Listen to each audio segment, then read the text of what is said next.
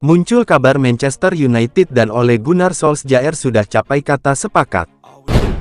Jumat besok, Solskjaer diyakini akan ditunjuk jadi manajer baru. Setelah memecat Ruben Amorim, kursi manajer Manchester United sementara ditempati oleh Darren Fletcher.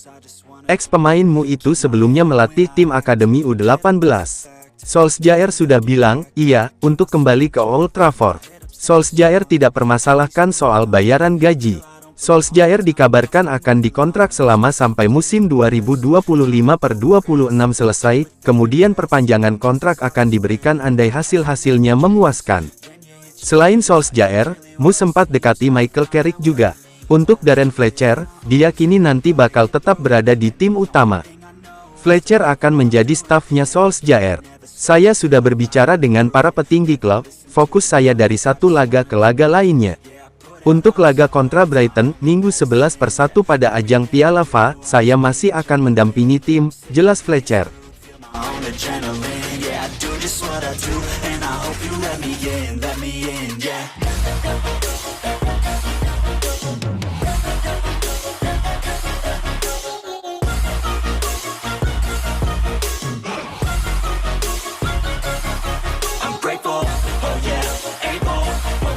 Stable, oh yeah, no label, oh yeah, you know me, I have only a path, I'm lonely, but damn, I'm going to win. I don't want no fake love, I want the real stuff, everybody listen up, cause I'll only say it once, I'ma show you how to...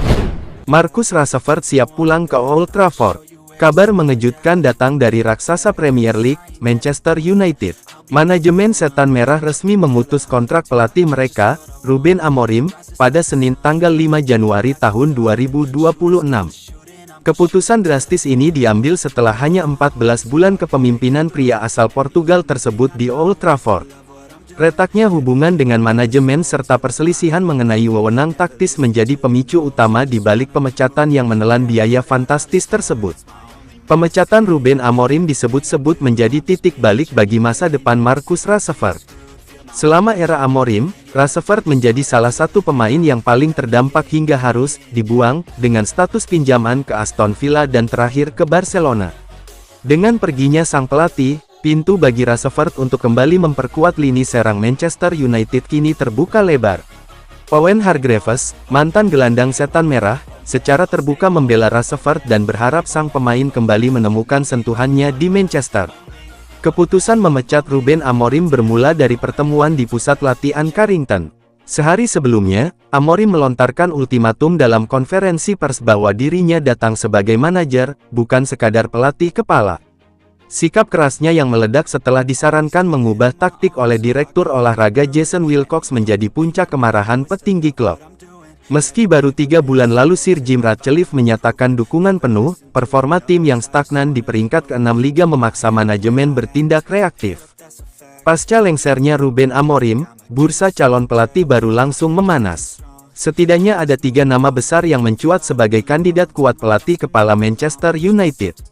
Nama pertama adalah Zinedine Zidane yang saat ini masih menganggur. Prestasi mentereng Zidane bersama Real Madrid menjadikannya buruan utama meskipun ia dikenal selektif dalam memilih klub. Kini, para penggemar Setan Merah menanti apakah perginya Ruben Amorim akan membawa stabilitas baru atau justru memperpanjang masa transisi yang tak berujung. Fokus utama saat ini adalah memastikan transisi manajerial berjalan lancar demi memperbaiki posisi di klasemen Liga Inggris.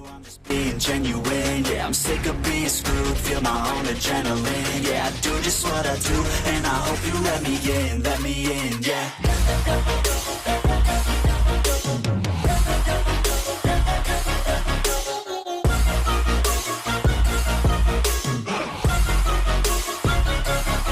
I'm grateful, oh yeah, able, oh yeah, I'm stable, oh yeah, no label, oh yeah, you know me, I have Mengapa pemecatan Ruben Amorim bukan solusi bagimu?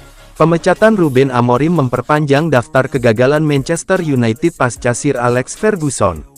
10 pelatih telah berganti sejak 2013 dan tidak satu pun membawa klub kembali ke puncak Liga Inggris. Angka ini tidak lagi bisa dibaca sebagai rangkaian kesalahan individu. Ia sudah cukup panjang untuk dipahami sebagai masalah sistemik. Amorim datang ke Old Trafford dalam kondisi klub yang belum stabil secara teknis maupun struktural. Komposisi skuad terbentuk dari berbagai era, dengan kebutuhan sistem yang saling bertabrakan.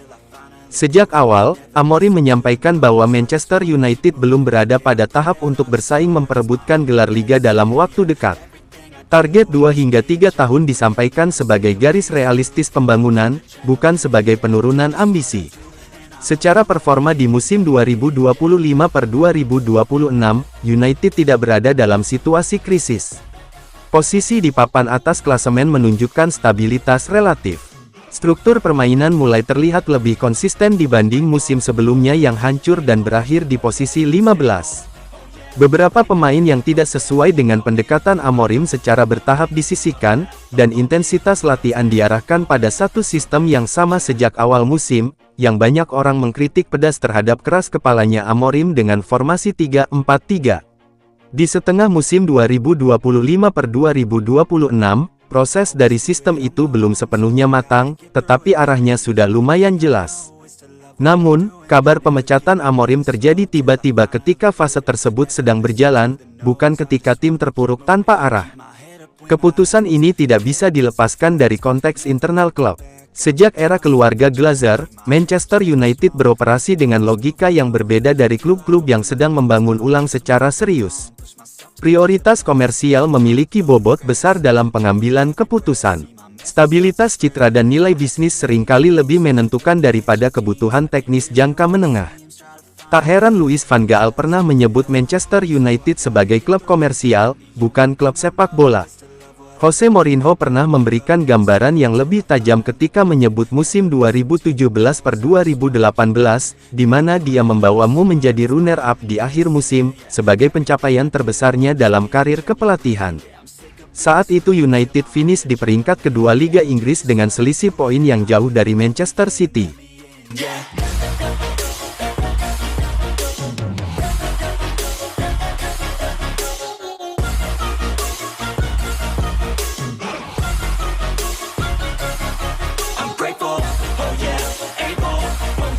Stable, oh yeah, no label, oh yeah, you know me.